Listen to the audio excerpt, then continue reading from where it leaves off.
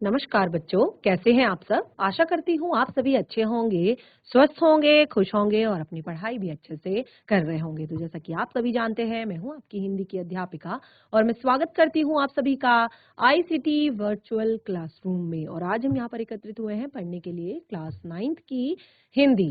Class 9th की हिंदी में हमने यहाँ पर शुरू किया है अपने हिंदी व्याकरण का टॉपिक, जिसका नाम है वाक्य विचार। और आपने देखा कि हमने अपने लास्ट सेशन में अपने वाक्य विचार से संबंधित जो टॉपिक्स हैं, जिसमें हमने यहाँ पर वाक्य किसे कहते हैं, वाक्यांश किसे कहते हैं और साथ ही अर्थ के आधार पर वाक्य भेद हमने यहाँ पर पढ़े थे। तो देखिए, इसमें काफी सारी चीजें मैं अभी तक आपको क्लियर कर चुकी हूँ और इसको आगे हम कंटिन्यू करेंगे, यानी कि अर्थ के आधार पर पढ़ने के बाद हम रचना के आधार पर शब्द भेद टॉपिक को पढ़ेंगे। और जैसे कि मैं आपको हर बार कहती हूँ कि हिंदी जो आपका लिटरेचर है, यानी कि जिसमें जो आपकी क्षितिज पाठ्य पुस्तिका है, जो आपकी कृतिका पाठ्य पुस्तिका है, उन दोनों में जितने भी चैप्टर अभी तक हमने पढ़े हैं, उन सभी पाठों में यदि आपको कोई भी डाउट हो, कोई भी दिक्कत हो, परेशानी हो या कोई ऐसा चैप्टर जो आपको पढ़ना हो, तो आप जरूर यहाँ पर हमें बता सकते हैं। और साथ ही हिंदी व्याकरण से भी अगर कोई टॉपिक ऐसा है, क्योंकि वैसे तो अभी हम हिंदी व्याकरण शुरू ही कर रहे हैं, इसके बाद हिंदी के बाकी के टॉपिक्स हम क्लियर करेंगे व्याकरण के, तो इसमें सारे टॉपिक आपके आ जाएंगे। लगभग हाफ ईयरली तक आपका सिलेबस जो है व्याकरण का भी लगभग कंप्लीट हो जाएगा अच्छे से। तो कोई भी डाउट होता है या कोई चीज समझ में नहीं आती है तो उसे नेक्स्ट सेशन में जरूर क्लियर करें। तो अभी तक आपको कोई अगर प्रॉब्लम है तो शेयर करें, बताएं किसी भी प्रकार की कोई समस्या चैप्टर से रिलेटेड। तो इस तरह से हम यहाँ पर आज शुरू करेंगे अपने सेशन को और आप सभी बिल्कुल जो चीज यहाँ पर पढ़ाई जाएगी उसे नोट करेंगे और साथ ही समझने का प्रयास करेंगे।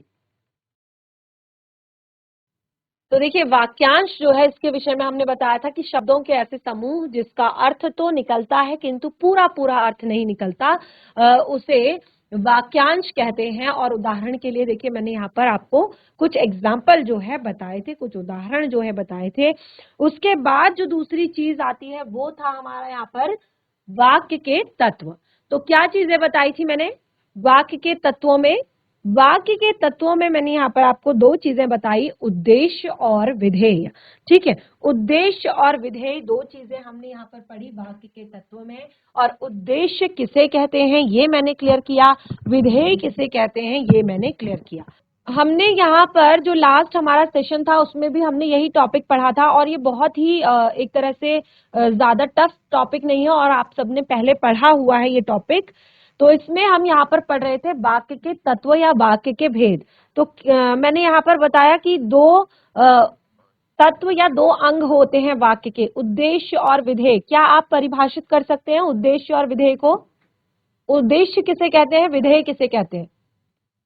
और ये आप देखेंगे ना, किसी छोटे बच्चे की अगर 3rd 4th क्लास के बच्चे की अगर आप व्याकरण की बुक देखेंगे तो उसमें भी मिलता है ये उद्देश्य और विधेय। किसे कहते हैं उद्देश्य, किसे कहते हैं विधेय? जिसके बारे में बात की जाए उसे उद्देश्य कहते हैं और जो बात की जाए उसे विधेय कहते हैं। यस बच्चे, वो तो ठीक है सब, लेकिन आपका जो तरीका है आंसर देने का कि आपने दूसरे के कंधे पर हाथ रखा हुआ है और आप क्लास में खड़े भी नहीं हो रहे हैं, तो ये थोड़ा सा एक तरह से अनुशासन के अंदर नहीं आता। जब भी आप कोई भी चीज का आंसर देते हैं, क्योंकि मुझे नहीं पता अभी कि मुझे समझ ही नहीं आ रहा है कि माइक किसके हाथ में, जब आप आंसर देते हैं तो आप प्रॉपर खड़े होकर आंसर देते हैं, ठीक है ना? जिसके बारे में बात की जाए उसे उद्देश्य कहते हैं और जो बात की जाए उसे विधेय कहते हैं। कोई एग्जाम्पल दे सकते हैं आप? कोई उदाहरण दे सकते हैं? मोहन प्रयाग में रहता है। हाँ, तो यहाँ पे उद्देश्य क्या है और विधेय क्या है? मोहन विधेय है, प्रयाग में रहता है। मोहन क्या है? मोहन उद्देश्य, उद्देश्य मोहन है और विधेय है प्रयाग। प्रयाग में रहता है, पूरी लाइन। यस, गुड, बैठ जाइए बच्चा। तो यही छोटी छोटी चीजें हमने यहाँ पर पढ़ी। और देखिए, मैंने उद्देश्य और विधेय के बारे में यहाँ पर बताया था कि उद्देश्य किसे कहते हैं और विधेय किसे कहते हैं। तो यहाँ पर मैंने एक और चीज बताई थी कि उद्देश्य के दो भाग होते हैं और विधेय के लिए मैंने बताया था कि विधेय के भी 6 भाग होते हैं। तो कौन कौन से भाग, मैंने लिखा भी था यहाँ पर कि उद्देश्य के 2 भाग होते हैं और विधेय के 6 भाग होते हैं। क्योंकि किसी भी वाक्य में, जो मैंने आपको बहुत सारे उदाहरण भी दिए थे, आप लोगों ने अगर नोट किया होगा तो, कि क्या है, जैसे उद्देश्य में जो 2 भाग बताए थे वो मैंने बताया था आपका कर्ता और आपका कर्ता या कर्ता का विशेषण। ठीक है, जैसे मैंने यहाँ पर बताया था कर्ता या कर्ता का विशेषण। अब देखिए कर्ता या कर्ता का विशेषण क्या है, जैसे मैंने यहाँ पर कहा कि मोहन प्रयाग में रहता है। ठीक है, मोहन प्रयाग में रहता है। तो अब देखिए जो मोहन है वो तो कर्ता है, लेकिन कई बार कर्ता ना होकर उसका ही विशेषण, जैसे मैंने यहाँ पर आपको उदाहरण दिया था, क्या उदाहरण दिया था मैंने आपको, इसके लिए मैंने एग्जाम्पल दिया था, उदाहरण दिया था कि जो बुद्धिमान होते हैं या बुद्धिमान लोग या परिश्रमी लोग जो है सदैव सफल होते हैं। ठीक है, बुद्धिमान लोग सफल होते हैं या बुद्धिमान सफल होते हैं, परिश्रमी सफल होते हैं।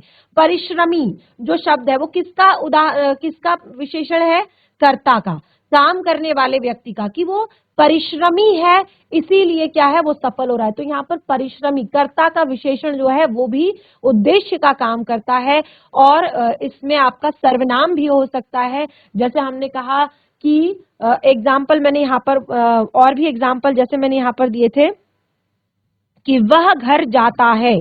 ठीक है, तो देखिए आपने जिस तरह से मैंने यहाँ पर बताया कि उद्देश्य जो है उसके दो प्रकार होते हैं और विधेय जो है उसके उसके 2 भाग होते हैं और विधेय के 6 भाग होते हैं। 6 भाग कौन कौन से होते हैं, जैसे यहाँ पर मैंने बताया था क्रिया, कि कोई भी वाक्य है उसमें विधेय जो है वो क्रिया, जैसे यहाँ पर कहा रहता है। ठीक है, तो ये आपका विधेय का भाग है। उसके बाद कर्म। ठीक है, कर्म क्या है, प्रयाग में, तो ये यहाँ पर कर्म। उद्देश्य के अपने 6 भाग होते हैं। क्रिया का विशेषण, जैसे हम अगर कहें घोड़ा दौड़ता है, ठीक है, और फिर मैं कहूं घोड़ा तेज दौड़ता है, तो तेज यहाँ पर क्या हो गया, कर्म का विशेषण हो गया। ठीक है, कर्म का विशेषण, तो ये मैंने लिखवाया था। और देखिए अगर इसी तरह से हम बार बार रिपीट करते रहे क्लास को तो हम आगे नहीं बढ़ पाएंगे। और उसके बाद पूरक, जैसे यहाँ पर शब्द लिखा है मैं रहता है, ठीक है, तो ये पूरक शब्द है और पूरक का भी विशेषण होता है।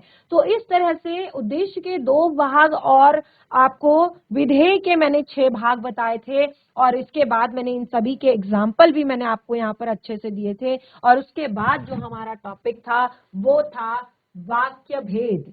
वाक्य भेद में मैंने आपको यहाँ पर बताए थे कि वाक्य भेद 2 प्रकार से किए जाते हैं, यानी कि किसी भी वाक्य को समझने के लिए जब हम वाक्यों के भेद करते हैं यानी कि उनको अलग अलग भागों में बांटते हैं, तो वो किस किस आधार पर बांटते हैं, कैसे बांटते हैं, क्यों बांटते हैं, तो वो मैंने आपको बताया कि हम उन्हें समझने के लिए, यानी कि अगर हम किसी भी वाक्य को पढ़ रहे हैं कि हम उसको कैसे हम अंतर कर पाएंगे बाकी वाक्यों से उसमें, तो उसके लिए हमने उसको 2 अलग अलग तरह से उसके भेद किए, बांटे।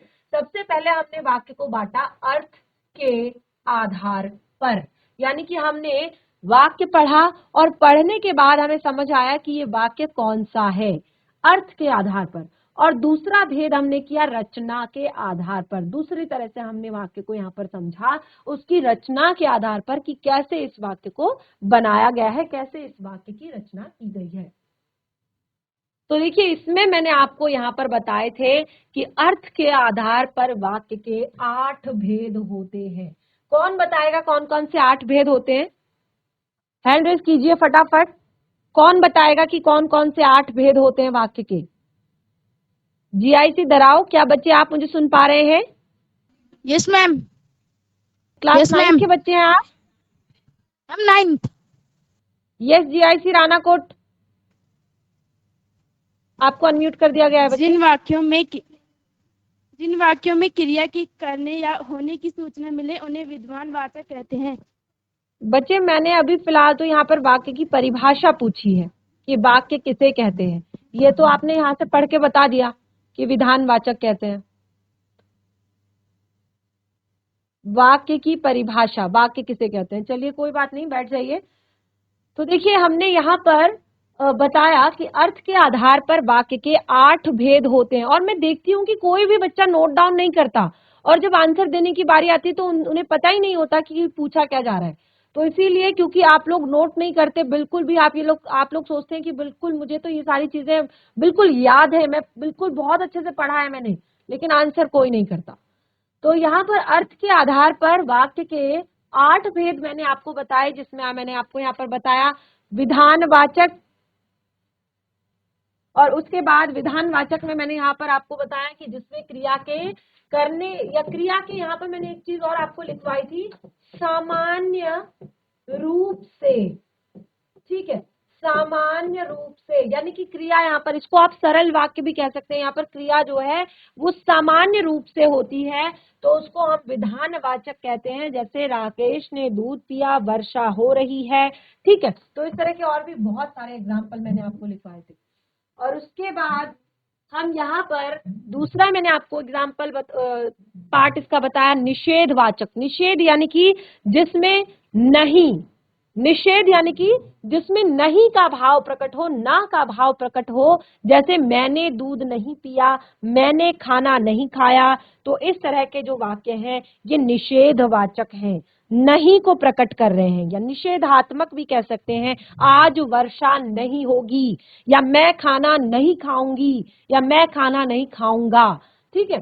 तो ये था निषेधवाचक, और इसके एग्जाम्पल भी लिखवाए। उसके बाद आज्ञावाचक, जिन वाक्यों में आज्ञा, प्रार्थना, उपदेश आदि का ज्ञान होता है उन्हें आज्ञावाचक कहते हैं। जैसे बाजार जाकर फल ले आओ, बड़ों का सम्मान करो, ठीक है। तो यहाँ पर आज्ञावाचक में मैंने आपको बताया, जैसे बड़ों का सम्मान करो, ठीक है, बाजार जाकर फल ले आओ, जिसमें हम कोई भी आज्ञा देते हैं किसी को, कोई भी किसी को उपदेश देते हैं, वो सारी चीजें आज्ञावाचक वाक्यों के अंतर्गत आती हैं। देखिए ये केवल मैं रिवाइज कर रही हूँ, अगर इसी तरह से हम रिवाइज करते रहे हर सेशन में तो हमारा सिलेबस आगे कैसे बढ़ेगा। प्रश्नवाचक की बात मैंने की थी, तो प्रश्नवाचक में यहाँ पर क्या होता है, प्रश्न पूछे जाने का बोध होता है, यानी कि जो वाक्य है, वाक्य में आपको साफ क्लियर पता चल जाएगा कि यहाँ पर प्रश्न पूछा जा रहा है, ठीक है। जैसे यहाँ पर कहा कि तुम कहाँ से आ रही हो, और तुम क्या पढ़ रहे हो, ठीक है, या तुम कहाँ रहते हो, राम ने रावण को क्यों मारा। तो आपको साफ पता चलेगा कि प्रश्न पूछा जा रहा है। और इसमें मैंने एक और चीज आपको बताई, यदि आपने विराम चिन्ह पढ़े होंगे तो विराम चिन्हों में एक ये चिन्ह आता है जिसको हम कहते हैं प्रश्नवाचक चिन्ह। क्या कहते हैं, प्रश्नवाचक चिन्ह। आप देख सकते हैं जहां पर भी प्रश्न पूछा जाता है उसके अंत में प्रश्नवाचक चिन्ह लगाया जाता है, ठीक है। उसके बाद था इच्छावाचक। इच्छावाचक में क्या था, इच्छावाचक में इच्छा, आशीष, शुभ कामना आदि का ज्ञान होता है, उसे इच्छावाचक कहते हैं। यानी कि जहां पर आपको आशीष दिया जाए, आप इच्छा प्रकट की जाए अपने मन की या अपनी कोई, जैसे हम कहते हैं भगवान तुम्हें लंबी उम्र दे, तुम्हारा कल्याण हो, आशीर्वाद देते हैं दीर्घायु भव, चिरंजीवी भव, ठीक है, सदा खुश रहो। तो ये सारी चीजें जब हम कहते हैं और इच्छावाचक अपनी इच्छा प्रकट करते हैं तो इसमें इच्छा भी आ रही है। लेकिन अगर मैं इच्छावाचक में कहूं कि आज तो मैं केवल फल खाऊंगा, यानी कि मेरा भोजन करने का मन नहीं है, मैं केवल आज फल खाऊंगा, तो ये एक इच्छावाचक वाक्य है। तो यहां तक हमने जो है ये सारी चीजें क्लियर कर ली थी। और उसके बाद मैंने आपको यहाँ पर बताया था संदेहवाचक। संदेह यानी कि डाउट, संदेह यानी कि संभावना, क्लियर नहीं है, डाउट है, संभावना है। जैसे आप देखेंगे जिन वाक्यों में संदेह या संभावना व्यक्त होती है, ठीक है, जैसे शायद शाम को वर्षा हो जाए। अब कंफर्म नहीं है, हमने बादल देखे और हमने कह दिया कि शायद शाम को वर्षा हो सकती है, ठीक है, और हमने कहा वह आ रहा होगा, पर हमें क्या मालूम अब वो आ रहा है या वो नहीं आ रहा है। हम केवल और केवल एक संभावना प्रकट कर रहे हैं, हमें केवल अंदेशा लगा रहे हैं। तो ये एक तरह से कंफर्म नहीं है। हमें हो सकता है राजेश आ जाए, तो ये भी क्या है, संदेहवाचक है। यानी कि कंफर्म जहां पर नहीं होता है, क्लियर कोई चीज जहां पर नहीं होती है, उसे कहते हैं संदेहवाचक वाक्य। ठीक है, इसी तरह से आज्ञावाचक, विस्मयवाचक। विस्मयवाचक में मैंने आपको यहाँ पर बताया था क्या होते हैं विस्मयवाचक वाक्य। विस्मय, विस्मय अर्थात आश्चर्य। विस्मय शब्द जो है उसके अंदर आश्चर्य का, घृणा का, क्रोध का, शोक का आदि भावों की अभिव्यक्ति होती है। यानी कि जैसे मैंने आपको कहा कि वाह तुम आ गए, शाबाश बहुत अच्छा काम किया। ठीक है, जैसे हम कहते हैं ना वाह कितना सुंदर उपवन है। ठीक है, छी छी छी कितनी गंदगी है। ठीक है, तो जितने भी ये शब्द हैं ये सब क्या है, विस्मयवाचक आपके शब्द हैं। जैसे हाय मैं तो लुट गया, जैसे हाय शब्द हमने लिखा तो इस तरह से विस्मय सूचक चिन्ह हमने यहाँ पर लगा दिया। और उसके बाद जैसे हमने कहा शाबाश, ठीक है, तो ये विस्मय सूचक चिन्ह हमने इस तरह से लगाया। ठीक है, या हमने कहा वाह, फिर से विस्मय सूचक चिन्ह का हमने यहाँ पर प्रयोग किया। ठीक है, उसके बाद जैसे मैंने कहा कि घृणा, कहीं पर आपको बहुत गंदगी दिखाई देती है तो आप क्या कहते हैं, गंदगी जब आपको दिखती है तो आप क्या कहते हैं, छी छी छी छी कितनी गंदगी है यहाँ पर, कितना कचरा फैला हुआ है यहाँ पर। ठीक है, तो ये है आपके विस्मय सूचक चिन्ह या विस्मय सूचक शब्द। तो जिन वाक्यों से हमें आश्चर्य का भाव प्रकट हो रहा है, वाह कितना सुंदर उपवन है, यानी हमने एक बहुत अच्छे बगीचे को देखा और तुरंत ही हमारे मुंह से निकला अचानक से वाह कितना सुंदर उपवन है। ठीक है, और ऐसे ही हमने आपका रिजल्ट देखा, आपने बहुत अच्छा काम किया है तो हमने कहा शाबाश बहुत अच्छा काम किया है। ठीक है, या हम कहेंगे कि जैसे कई बार होता है ना कि कोई चीज हमारी गुम हो जाती है, कोई चीज खो जाती है, हाय मैं तो लुट गया। और जैसे यहाँ पर अरे, ये भी शब्द ऐसा, ये भी आपका विस्मय सूचक शब्द है। अरे, अरे तुम आ गए, यानी कि आश्चर्य प्रकट करने वाला, अरे तुम आ गए। तो ये सारे शब्द हैं विस्मय सूचक चिन्ह यानी कि विस्मयवाचक वाक्य, जिन वाक्यों से आपको आश्चर्य। अब देखिए अगर मैं घृणा की बात करूं, छी छी छी कितनी गंदगी है। ठीक है, या हमारे आसपास कितनी गंदगी है। तो जितने भी ये शब्द हैं जिनसे हमें आश्चर्य प्रकट होता है, घृणा और शोक, दुख आदि भावों की अभिव्यक्ति होती है, उन्हें विस्मयवाचक वाक्य कहते हैं। तो आप देख सकते हैं एग्जाम्पल मैंने यहाँ पर आपको कुछ बता दिए हैं, कुछ लिखवाए भी थे, क्योंकि मैं जैसे आपको बता रही हूँ कि ये केवल मैं चैप्टर को यहाँ पर रिवाइज कर रही हूँ।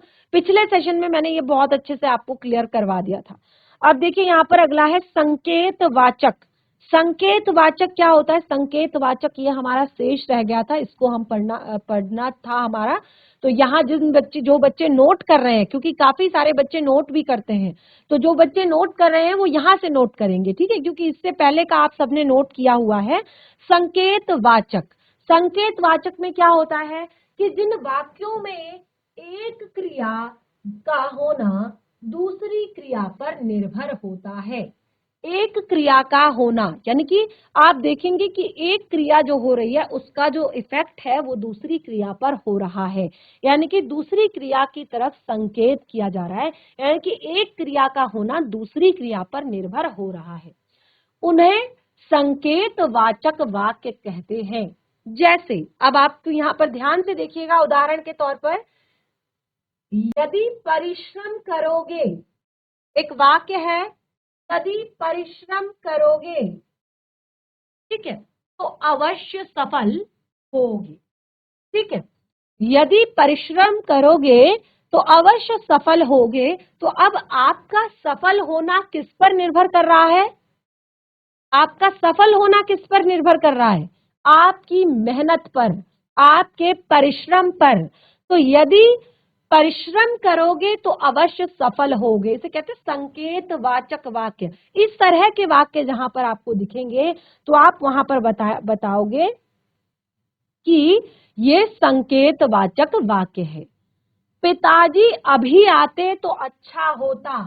आपने अपने पिताजी से कुछ मंगवाया है, आपको भूख लगी है और आप कह रहे हैं कि पिताजी अभी आते तो अच्छा होता, यानी कि मजा आ जाता अगर पिताजी अभी आते।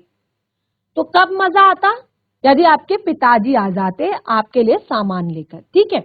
और उसके बाद नेक्स्ट देखिए एग्जांपल, अगर वर्षा होगी, अगर वर्षा होगी तो फसल भी होगी।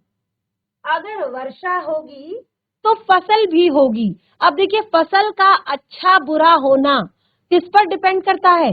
टाइम पे वर्षा होने पर, ठीक है। अगर वर्षा टाइम पे होगी तो ही क्या होगा, फसल अच्छी होगी, ठीक है।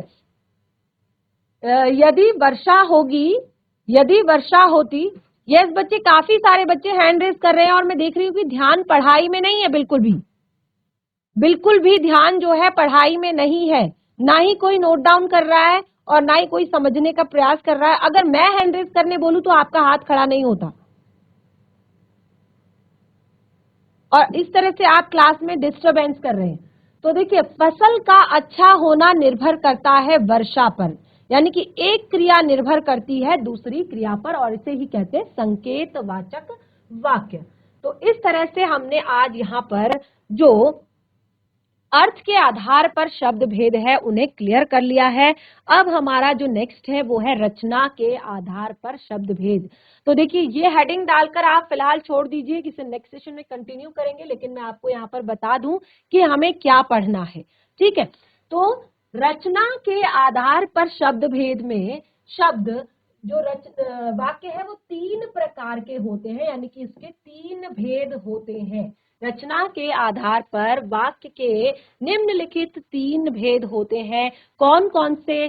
सबसे पहला है आपका सरल वाक्य, दूसरा है आपका संयुक्त वाक्य, तीसरा है आपका मिश्रित वाक्य।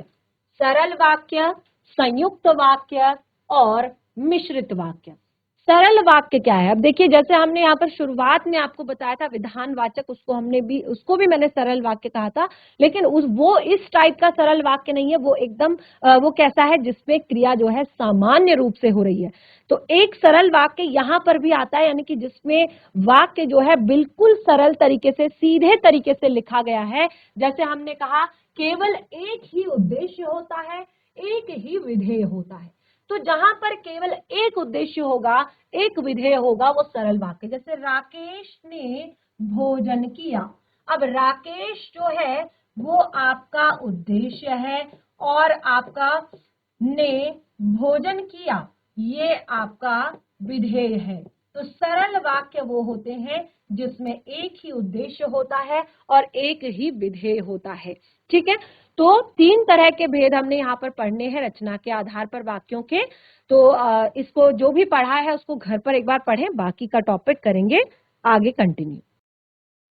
तो आज हमने यहाँ पर जो शब्दों के अर्थ के आधार पर वाक्यों के जितने भी यहाँ पर भेद थे, 8 के 8 भेद हमने क्लियर कर दिए हैं, और हम इसको आगे कंटिन्यू करेंगे, यानी कि रचना के आधार पर वाक्य भेद।